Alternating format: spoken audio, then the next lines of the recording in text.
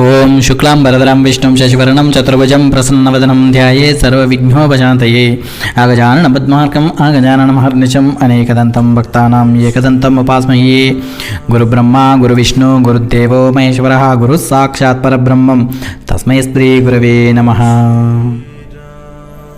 ఇక్కడ కర్మ సన్యాస యోగంలో కొన్ని భగవంతుడు చెప్పినటువంటి విషయాల గురించి తెలుసుకుంటున్నాం. అయితే ఎవరైతే తన ఆత్మలో తాను ఉంటూ ఆత్మ సుఖాన్ని అనుభవిస్తూ ఆత్మలో సంచరిస్తూ ఉంటాడో అటువంటి యోగి బ్రహ్మ నిర్వాణం పొందుతాడు. అంటే తానే బ్రహ్మగా మారుతాడు, తానే బ్రహ్మ అవుతాడు అని అర్థం. జీవితకాలం చాలా విలువైనది, దానిని వృధా చేయరాదు అని చెప్పిన ఆ యొక్క పరమాత్మ మనకు ఈ విషయాలను చెప్పాడు. మోక్షం పొందడానికి మార్గం ఏమిటో ఈ శ్లోకంలో చాలా వివరించాడు మనకి. ప్రయత్నం చేస్తే బ్రహ్మ పదమును అందరూ పొందగలరు. అంటే ఈ బ్రహ్మస్థితిని చేరుకోవడానికి మనం ప్రయత్నం చేసినట్లయితే ఇది అందరికీ సాధ్యమే, అసాధ్యం మాత్రం కాదు. కాకపోతే దానికి కఠోరమైనటువంటి శ్రమ చేయాలి. ఇంద్రియములను మనస్సును నిగ్రహించాలి. మన చూపును బయటి వస్తువుల మీద కాకుండా లోపలకు మళ్లించాలి. మనస్సును ఆత్మతో స్థిరంగా ఉంచాలి. మనం ప్రాపంచిక విషయములను ఎలా అనుభవిస్తామో అలాగే ఆత్మ సంయోగాన్ని కూడా మనం అనుభవించాలి. ఇంకా మనం సాధారణంగా సుఖాన్ని బయటి ప్రపంచంలో వెతుక్కుంటాము. కొద్దిపాటి సుఖం కలిగినా దాన్ని గొప్పగా అనుకుంటాము. ఆలోచిస్తే మనం అనుభవించే సుఖం అనేది బయట ఏమాత్రమూ లేదు, కేవలం మన మనస్సులోనే ఉంది. ఒకే వస్తువు, ఒకే సంఘటన, ఒకే విషయం ఒకరికి సుఖాన్ని ఇస్తే మరొకరికి దుఃఖాన్ని ఇస్తుంది. ఈ విషయాన్ని మనం అర్థం చేసుకోవాలి. ఇక్కడ బ్రహ్మసుఖము అనేది శాశ్వతమైనటువంటిది. ఈ బాహ్యగా దొరికేటటువంటి సుఖము క్షణికం. శాశ్వతమైన సుఖం మన ఆత్మలో ఉంది. కాబట్టి మనం మన యొక్క మనస్సును అంతర్ముఖం చేసి ఆత్మతో అనుసంధానం చేస్తే కలిగేటటువంటి సుఖం అనంతం. అది క్షణికముతో కాదు, అనంతమైనటువంటి సుఖం. ఇక్కడ ఆత్మతో మనం కలిసి ఉండాలి, దాంతోనే ఆడుకోవాలి. మానవులు సాధారణంగా బయటకు కనబడేటటువంటి వాటిపైన ఒక రకమైనటువంటి కోరికను కలిగి ఉంటారు. ఆ కోరికను మనము వదిలిపెట్టాలి. సుఖదుఖాలమయమే జీవితము. అదే ఆత్మలో మనస్సును ఉంచి గనక మనం ఆత్మతో ఆడుకుంటే శాశ్వతమైనటువంటి ఆనందం కలుగుతుంది అనేటటువంటి విషయాన్ని మనం ఆలోచించాలి. ఆత్మ సూర్యుని లాంటివాడు, దాని వెలుగు అనంతమైనటువంటిది.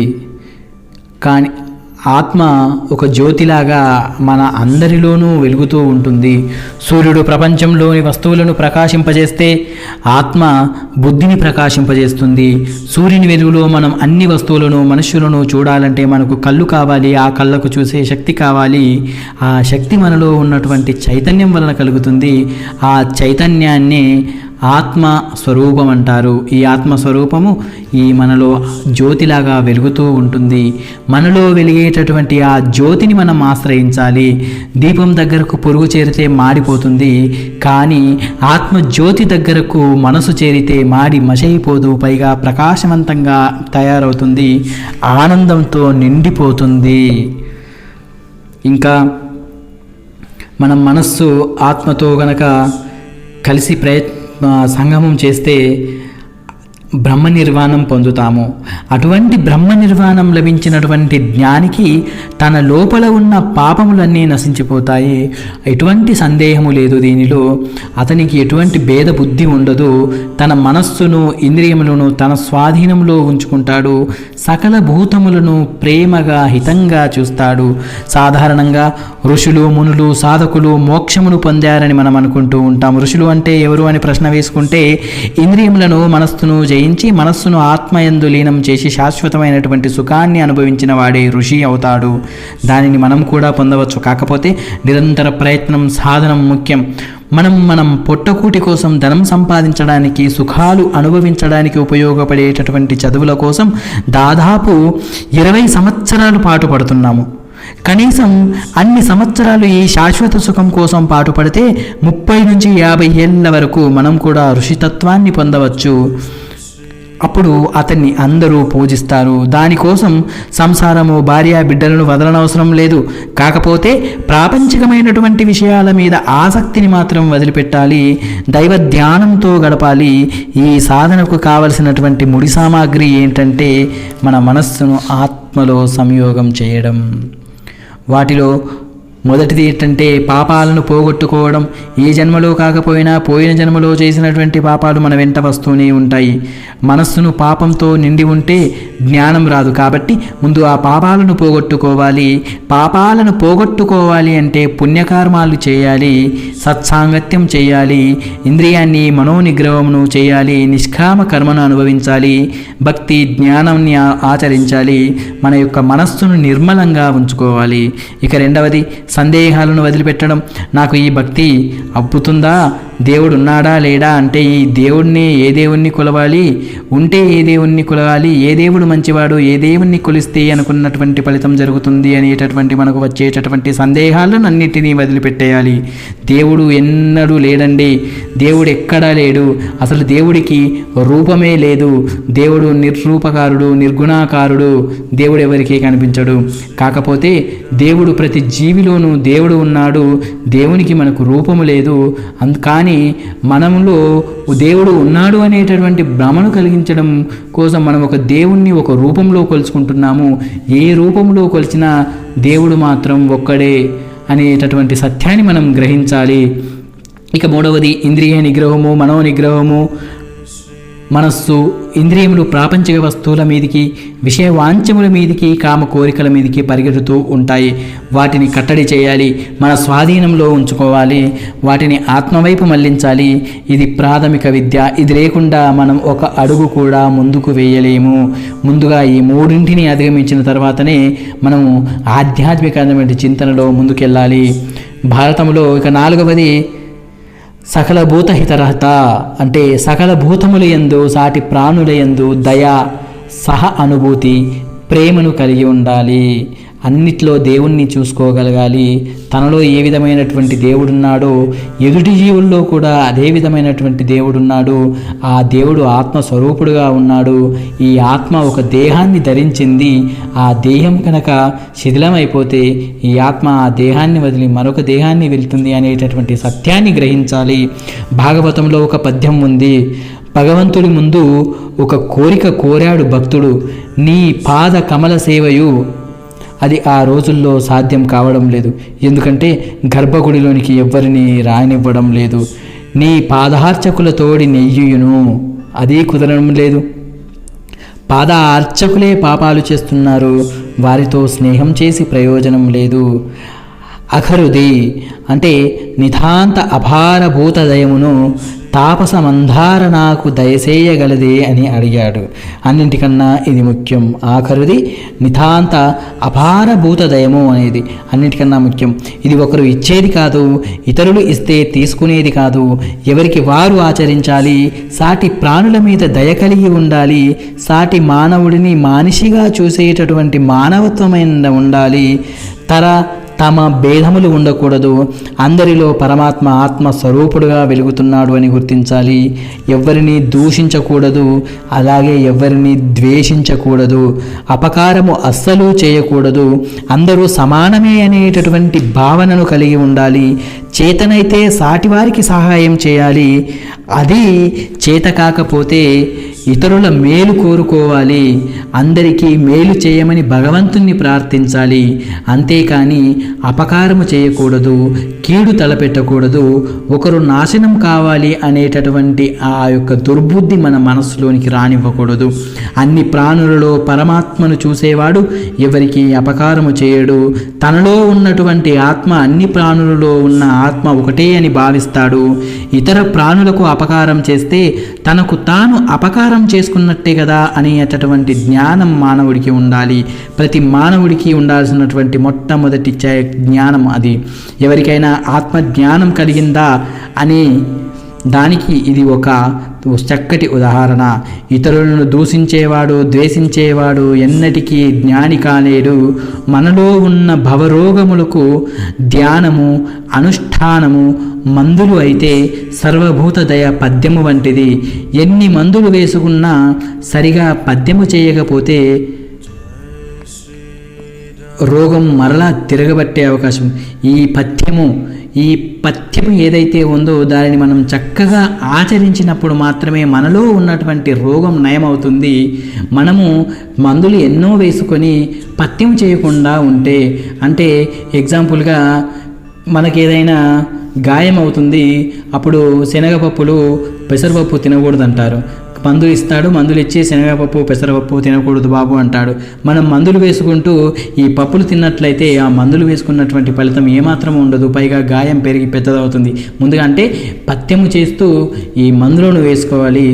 అదేవిధంగా మనం ఇక్కడ కూడా ధ్యానము మందులు అయితే ఈ సర్వభూత దయ అనేది పథ్యము వంటిది. సర్వభూతములందు ఈ పథ్యాన్ని చూస్తూ మనము ధ్యానం చేసుకోవాలి. ఇంకా ఈనాటి మాటల్లో చెప్పుకోవాలంటే, మానవుడు తన స్వార్థాన్ని వదిలిపెట్టి సమాజ శ్రేయస్సు కోసం పాటుపడాలి.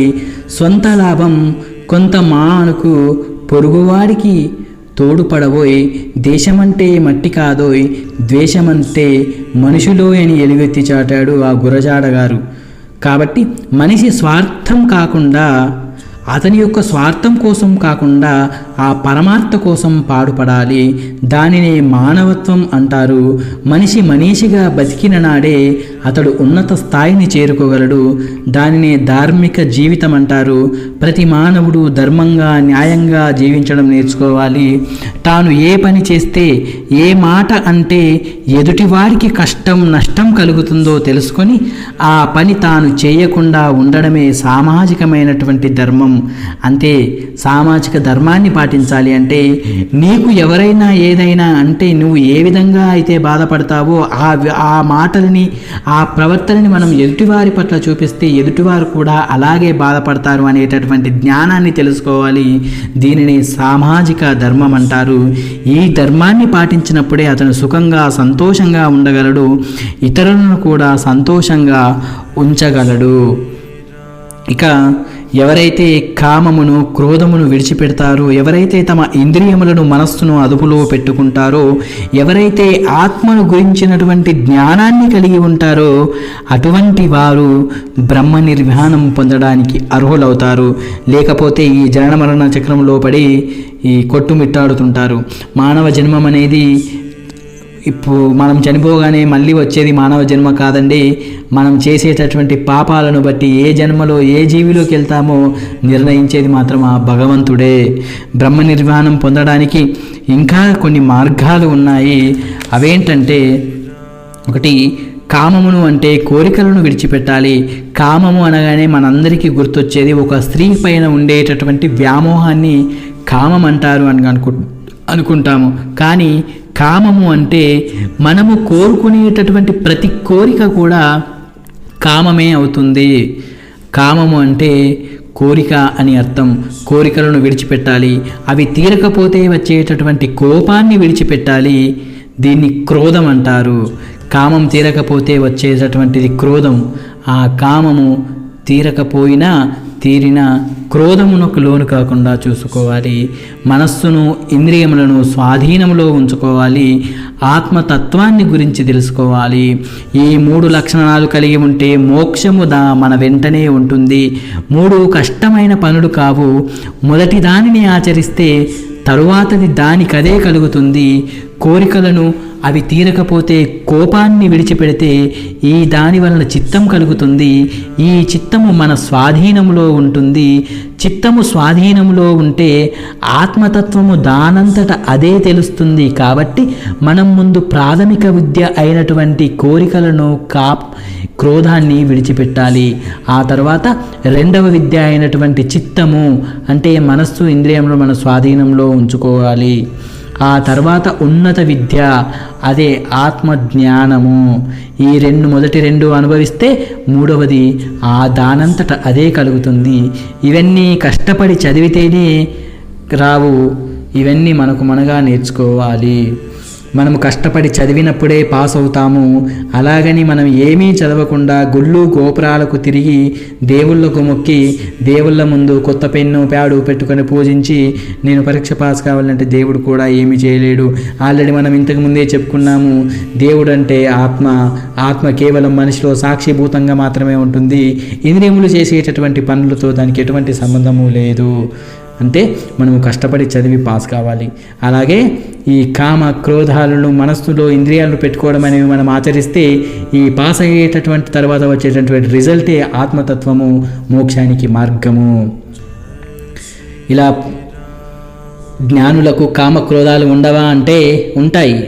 మనిషి పుట్టిన వాడికి కామక్రోధాలు అనేవి సహజంగా ఉంటాయి. కానీ జ్ఞానులు తమలో ఉన్నటువంటి కామక్రోధాలని అదుపులో పెట్టుకోగలరు.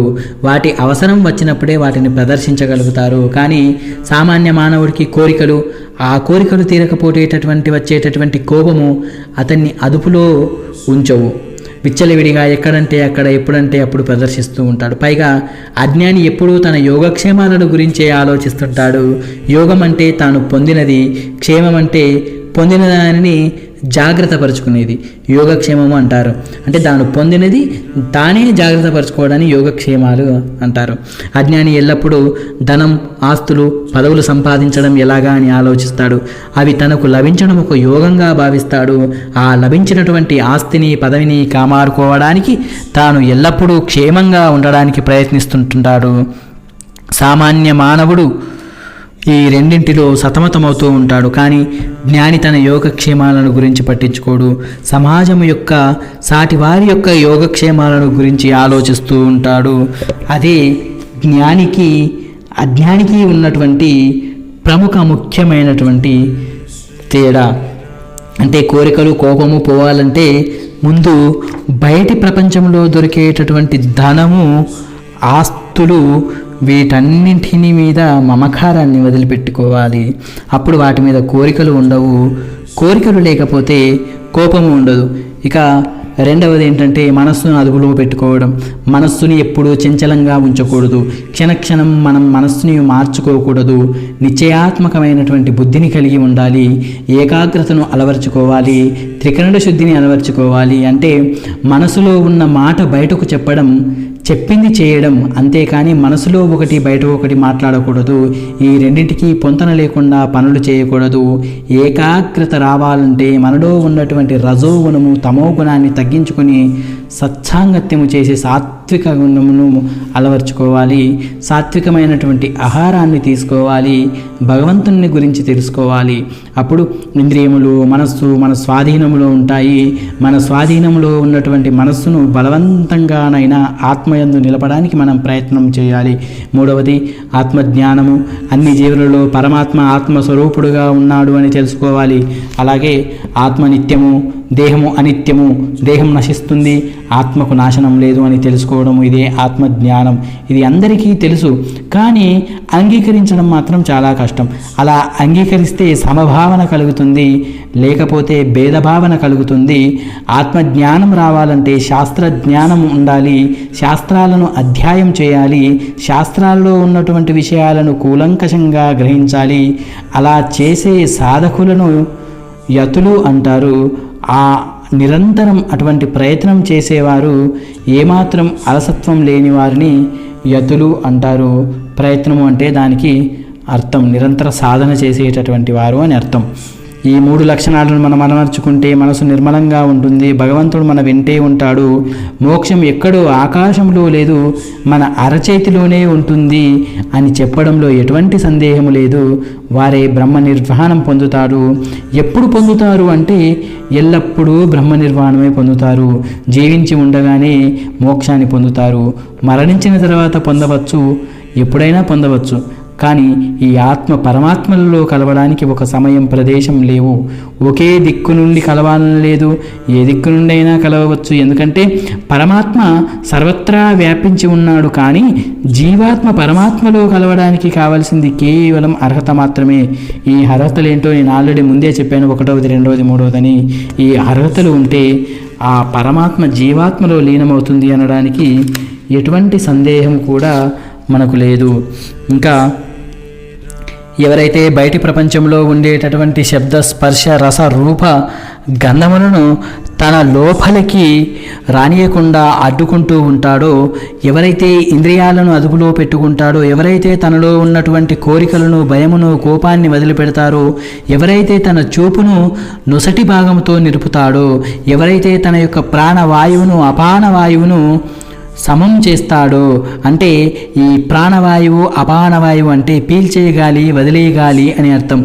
ఎవరైతే వీటిని సమం చేస్తాడో ప్రాణాయామం అంటారు. ఎవరైతే తన మనస్సును బుద్ధిని నిశ్చలంగా ఉంచుకుంటాడో, ఎవరైతే ఈ ప్రాపంచిక బంధనముల నుంచి మోక్షం కావాలని గాఢంగా కోరుకుంటాడో అటువంటి వాడు ఎల్లప్పుడూ ముక్తుడే అవుతాడు. వాడిని జీవన్ముక్తుడు అని అంటారు. సాధకుడు ఎన్నో గ్రంథాలు చదువుతుంటాడు, కానీ వాటిని అర్థం చేసుకొని ఆచరణలో పెట్టడు. అలా చేయడానికి తాను చదివిన దానికి సరిగా అర్థం చేసుకొని మనస్సును పట్టించుకోవాలి. ముందు మనస్సును నిర్మలంగా ఉంచుకోవాలి. మనస్సు ప్రాపంచిక విషయంలో మైలపడకుండా ఉండాలి. తెల్లగా శుభ్రంగా ఉన్న వస్త్రానికి ఏ రంగు వేసినా చక్కగా అతుకుతుంది. అదే మురికి పట్టిన వస్త్రానికి ఎంత మంచి రంగు వేసినా అంటదు. అలాగే మనస్సు నిర్మలంగా లేకపోతే ఎన్ని గ్రంథాలు చదివినా మనస్సుకు పట్టవు. మనస్సు నిర్మలంగా తెల్లగా స్వచ్ఛంగా ఉన్నప్పుడే మనం ఏం చేయాలి అనేటటువంటిది చెబుతున్నాను. మనకు బయట ప్రపంచంలో నుండి వీణుల విందైన శబ్దము, కఠోర శబ్దములు వినిపిస్తుంటాయి. అలాగే సుందర దృశ్యములు కనిపిస్తుంటాయి. బయటి ప్రపంచంలో ఉన్నటువంటి వస్తువులను తాకితే స్పర్శ సుఖం కలిగిస్తుంది, తింటే రుచి కలుగుతాయి. ఇవన్నీ బాహ్య ప్రపంచంలో నుండి మనస్సులోనికి ప్రవహించినవే. మనం తలుపులు బార్లా తెరిచిపెడితే దొంగలు కుక్కలు అన్నీ లోపలికి ప్రవేశిస్తాయి. అలాగే తలుపు మూసి ఉంచితే మనకు ఇష్టమైన వాళ్ళు, మన వాళ్ళు మాత్రమే ఇంట్లోకి వస్తారు. దొంగలు కుక్కలు పిల్లులు వస్తే వాటిని మనం కొడతాము, తరిమేస్తాము. అలాగే మనము మన ద్వారాలను కూడా ఈ విధంగా బార్లా తెరిచిపెడితే అనవసరమైనవి అవసరమైనవి లేని అన్ని విషయాలు మన మనస్సులోనికి వెళ్తాయి. అదే మన మనస్సును అదుపులో ఉంచుకుంటే మనకు కావలసిన వాటిని మాత్రమే మనస్సులోకి అనుమతించవచ్చు. ఒకవేళ ఎవరైనా బలవంతాన లోపలికి తోసుకొని రావడానికి ప్రయత్నిస్తే బుద్ధి అనేటటువంటి కర్రతో వాటిని కొట్టి బయటకు గెంటేయవచ్చు. అలా కాకుండా అన్నింటికీ లోపలకు రానిస్తే చెడు అలవాట్లు అన్నీ మొదటగా అమాయకంగా మనసు లోపలికి వచ్చి అక్కడే తిష్ట వేసుకొని కూర్చుంటాయి. అవి మనల్ని వదలవు, మనిషిని నాశనం చేస్తాయి. కాబట్టి ముందే మనం నో అడ్మిషన్ బోర్డు పెట్టాలి. ఏ విషయములకు అంటే మనకేవైతే కోరికలు ఉంటాయో ఆ కోరికలను మనసులోనికి రానియకుండా కట్టడి చేయాలి. ఇది మనిషిగా మానవుడి యొక్క కనీసమైనటువంటి ధర్మం. ఈ విషయం చెప్పడానికే ఆ పరమాత్మ భగవద్గీత రూపంలో మనకు దర్శనమిచ్చాడు. ఇంకా నేను ఏమీ వినను, నేనేమి వినను, తాకను, రుచి చూడను, కానీ ఊరికే చూస్తూ ఉంటాను అంటే లాభం లేదు. కళ్ళు కూడా చెడు విషయములను లోపలికి చేరవేస్తాయి. కాబట్టి చూపును కూడా మనం స్వాధీనంలో ఉంచుకోవాలి. అందుకే ధ్యానం చేసేటప్పుడు చూపును 2 కనుబొమ్మల మధ్య అంటే ఆజ్ఞా చక్రంలో నిలపాలి. పూర్తిగా కళ్ళు మూసుకుంటే తమోగుణము ఆవరించి నిద్ర వస్తుంది. అలా కాకుండా మెలకువగానే ఉండి చూపుని నొసలు దగ్గర కేంద్రీకరిస్తే మనస్సు నిలకడగా ఉంటుంది. మనకు అది చేత కాకపోతే కనీసం దేవుడు ముందు కూర్చున్నప్పుడు దిక్కులు చూడకుండా దృష్టిని ఎదురుగా ఉన్నటువంటి ఆ విగ్రహం మీద, ఆ విగ్రహంలో అంతర్లీనంగా వెలుగుతున్నటువంటి పరమాత్మ మీద కేంద్రీకరించాలి. చుట్టుపక్కల ఏం జరుగుతున్నా అటువైపు చూడకుండా ఏకాగ్రతమైనటువంటి దృష్టిని కలిగి ఉండాలి. ఇంకా మన యొక్క నాసిక నుండి అంటే ముక్కులో నుంచి లోపలకు బయటకు చరించేటటువంటి గాలి అంటే మనం పీల్చేటటువంటి గాలి, వదిలేటటువంటి గాలి, ఆ రెండింటిని మనం సమం చేయాలి. దీనినే ప్రాణాయామం అంటాము. మనం ఊపిరిని ఎక్కువగా తీస్తాము, తక్కువగా వదులుతాము. అప్పుడు లోపల ఆపానము ఎక్కువగా పేరుకుపోతుంది. కాబట్టి పీల్చే వాయువు వదిలే వాయువు సమానంగా ఉండాలి. అందుకే ప్రాణామానం సమకృత్వ అన్నారు. అప్పుడు మన మనస్సు ప్రశాంతంగా ఉంటుంది, ఏకాగ్రత కుదురుతుంది. ఇంద్రియములను, మనస్సును, బుద్ధిని స్వాధీనంలో ఉంచుకోవాలి. సాధారణంగా మానవులు మనస్సు చెప్పినట్టు చేస్తుంటారు. అలా కాకుండా మనం చెప్పినట్టు అవి నడవాలి. చాలా జాగ్రత్తగా గుర్తుంచుకోండి. ఈ మనస్సు చెప్పినట్టు మనం నడుచుకోకూడదు, మనం చెప్పినట్టు మనస్సు నడుచుకోవాలి. ఇంకా మనం పీల్చే ప్రాణవాయువుకు మనలో అంతర్లీనంగా ఉండేటటువంటి మనసుకు చాలా దగ్గరి సంబంధం ఉంటుంది. మనస్సును కంట్రోల్ చేయాలంటే ప్రాణాయామం చేయడం ఒకటే మార్గం.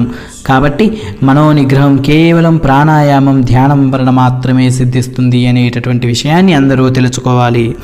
ఇంకా మనస్సు, బుద్ధి మన స్వాధీనంలో ఉంచుకోవాలి, వాటిని ఏకాగ్రం చేయాలి, అటు ఇటు పోనీయకూడదు. దీనిని ఇంద్రియ నిగ్రహం అంటారు. మనోనిగ్రహము, ఇంద్రియ నిగ్రహము. ఇంకా మానసిక వికారాలను కూడా వదిలివేయాలి. ముందుగా ఈ వికారాలను వదిలేసుకోవాలి. ఇచ్చ అంటే కోరికలు, భయం అంటే కోరికలు తీరుతాయో లేదో అనేటటువంటి సందేహము, ఒకవేళ తీరితే అవి తాను విడిచిపోతాయో అన్న భయము, కోరికలు తీరకపోతే వచ్చేటటువంటి కోపము, ఇవన్నీ పూర్తిగా వదిలిపెట్టాలి. లేకపోతే కనీసం మనం అదుపులోనైనా వీటిని ఉంచుకోవాలి. ఉదాహరణకు మన ఇంట్లో చిన్న గొడవ జరుగుతుంది. భార్యాభర్తలు ఏదో విషయంలో కోపంతో గొడవ పడతారు. అప్పుడు భర్త కానీ భార్య కానీ దేవుడి ముందు ప్రశాంతంగా కూర్చోలేరు. మనసంతా అలజడిగా ఉంటుంది, ఏకాగ్రత కుదరదు, ఏదో ఆందోళన. ఈ చిన్న గొడవ ఇంత అలజడిని సృష్టిస్తే ఇంకా పెద్ద పెద్ద విషయాల గురించి చెప్పేది ఏముంటుంది. కాబట్టి ఈ మానసికమైనటువంటి వికారాలను అదుపులో ఉంచుకోవాలి. అప్పుడు మాత్రమే మన యొక్క మనస్సు పరిశుద్ధంగా ఉంటుంది. కామము, కోదము, భయము, ఇవే అన్ని దుర్గుణాలకు సంఘాలకు వరుసగా అధ్యక్షులు, కార్యదర్శి, కోశాధికారి. ముందు ఈ నాయకుల పని పడితే తక్కినటువంటి దుర్గుణాలు చిటికెలో పారిపోతాయి. అప్పుడు మనసుకు పట్టినటువంటి మైల తొలగిపోతుంది, ఆత్మ ప్రకాశిస్తుంది. అదే జ్ఞానము, అదే మోక్షానికి దారి. మోక్షం కొరకు మనం పరితపించాలి, అదే ధ్యాసగా ఉండాలి. అంతేగాని భోగాల కోసం పాటుపడకు ఉండకూడదు. ఎప్పుడెప్పుడు ఈ బంధనాలు తొలగిపోతాయా అని తపన చెందాలి. అటువంటి వారికి మాత్రమే మోక్షం సులభంగా లభిస్తుంది. అటువంటి వాడు సదా విముక్తుడవుతాడు, ఎల్లప్పుడూ ముక్తుడే. కానీ అటువంటి వారిని జీవన్ముక్తులు అంటారు. కాబట్టి మోక్షం కొరకు ఈ లోకంలోనే, ఈ జన్మలోనే, ఈ దేహంతోనే సాధన చేయడం కుదురుతుంది. కాబట్టి ఈరోజే, ఇప్పుడే మనం మోక్షానికి మొదలు పెట్టాలి, సాధన చేయాలి అని పరమాత్మ మనకు చెబుతున్నాడు. మనం ఏ యజ్ఞం చేసినా, ఏ యాగం చేసినా, ఏ తపస్సు చేసినా, వ్రతాలు చేసినా, పుణ్య కార్యాలు చేసినా అవన్నీ ఎందుకు చేస్తున్నామంటే ఆ పరమాత్మకు చెందుతాయి కాబట్టి చేస్తున్నాము. అంటే ఆయన సకల లోకాలకు అధిపతి, ఆయనే సకల భూతములను, జీవరాశులను మేలు చేకూర్చేవాడు. ఈ విషయాలను అవగాహన చేసుకున్నవాడు జీవితంలో పరమశాంతిని పొందుతాడు. ఇక్కడ పరమాత్మ యొక్క లక్షణాలు చెప్పి మనం ఏం చేయాలో చెప్పి ఈ అధ్యాయాన్ని మనం ముగిద్దాం. మునులు తపస్సు చేస్తుంటారు. మనము యజ్ఞం అంటే శ్రద్ధతో చేసేటటువంటి కార్యాలు ఎన్నో చేస్తుంటాము. మనం కూడా కొన్ని పనులు తపస్సు మాదిరిగా చేస్తుంటాము. వాటి యొక్క ఫలములన్నీ ఈశ్వరునికే చెందుతాయి. మనం ఈ కర్మల ఫలములను ఈశ్వరునికే అర్పించాలి. అప్పుడు మనకు బంధాలు అంటవు. లౌకికంగా చెప్పాలంటే మనం పూజలు, వ్రతాలు చేస్తుంటాము. ఆఖరున బ్రహ్మార్పణం అంటాము. అంటే మనం వండుకున్నటువంటి పదార్థాలు పరమాత్మునికి నివేదన పెడతాము. ఆ తరువాత వాటిని ప్రసాదంగా స్వీకరిస్తున్నాము. ఇవన్నీ వాటి అర్థం మనం తెలియకుండానే చేస్తుంటాము. ఇక్కడ వాటి గురించి తెలియజేశాడు ఆ పరమాత్ముడు. మనం ఏ పని చేసినా కృష్ణార్పణం, రామార్పణం, భగవదార్పణం అనేటటువంటి భావనతో చేయాలి. ఆ కర్మల ఫలితాలను ఆ పరమాత్మకు అర్పించాలి. ఇవన్నీ మనం చేస్తే ఆ పరమాత్మ తీసుకొని వాటికి తగినటువంటి ఫలితాలను మనకు అందిస్తాడు. ఆ తర్వాత పరమాత్మ ఈ సకల లోకములను పాలించేటటువంటి ఈశ్వరుడు. ఆయన ఎవ్వరికీ అపకారము చేయడు, అందరి క్షేమాన్ని కోరుకుంటాడు. ఈ విషయం తెలుసుకున్నటువంటి మానవులు పరమశాంతిని పొందుతారు. అలా కాకుండా ఈ పనులన్నీ నేనే చేస్తున్నాను, ఈ కర్మ పనులన్నీ నావే అని అనుకునేవాడు ఆ కర్మల యొక్క బంధాలను పొందుతాడు. అతనికి శాంతి కరువవుతుంది. నిత్యము సుఖదుఖములతో సతమతమవుతుంటాడు. ఎక్కువ సుఖమున్నా శాంతి ఉండదు అని మనం గుర్తుంచుకోవాలి. ఇక్కడ మనం ఇంతవరకు 3 విషయాలను గురించే తెలుసుకున్నాము. ఏంటంటే మొదటిది, సమస్త కర్మల యజ్ఞములు తపస్సుల యొక్క కర్మఫలమును నేను అనుభవిస్తున్నాను. ఎందుకంటే పరమాత్మ మనందరిలో ఉన్నాడు, మనం చేసే కర్మలు కూడా ఆయనే అనుభవిస్తాడు. ఇక రెండవది, సకల లోకములకు ప్రభువు, ఆయనను మించినటువంటి శక్తి మరొకటి లేదు. కానీ మానవుడు అంతా నేనే, నన్ను మించినవాడు లేడు అని అనుకుంటాడు. అదే అజ్ఞానము. ఆ అజ్ఞానము పోవాలనే పరమాత్మ మనకు ఈ విషయాలు తెలియజేస్తున్నాడు. ఇక మూడవది, పరమాత్మను నమ్మితే ఆయన మనలను సదా రక్షిస్తుంటాడు. సామాన్యంగా ప్రభువుకు నిరంకుశత్వం ఉంటుంది, నన్ను మించినవాడు లేడు అని విర్రవేగుతాడు. కానీ సకల లోకములకు ప్రభువు అయినటువంటి ఆ పరమాత్మ శుద్ధ సత్వగుణ సంపన్నుడు, అందరి క్షేమాన్ని సదా కోరుకుంటాడు. ఎవరికి అన్యాయం చేయాలని చేయడు, అపకారము కూడా చేయడు. మనల్నందరినీ సంసార సాగరము నుంచి ఉద్ధరించడానికి గీతోపదేశం చేశాడు. పవిత్రానాయ సాధూనాం వినాశాయ దుష్కృతాం అనేటటువంటి ప్రతిజ్ఞ కూడా చేశాడు. ఇది అందరికీ తెలుసు. పవిత్రానాయ సాధూనాం వినాశాయ దుష్కృతాం ధర్మ సంస్థాపనార్థాయ సంభవామి యుగే యుగే అని అన్నాడు. అటువంటి పరమాత్మ నిరంతరం మనం ధ్యానిస్తే, ఆరాధిస్తే అతనికి పరమశాంతి లభిస్తుంది. ఈ పరమాత్మ యొక్క తత్వాన్ని తెలుసుకొని శాంతితో పాటు సుఖాన్ని అనుభవిస్తాము. ఇంకా ఈ దాంట్లో 5వ అధ్యాయమైనటువంటి ఈ కర్మ సన్యాస యోగం అనేటువంటిది సమాప్తమవుతుంది. ఇక వేరే అధ్యాయంలోనికి వెళ్ళే ముందు సెలవు తీసుకుందాం. అంతవరకు సెలవు. నమస్కారం.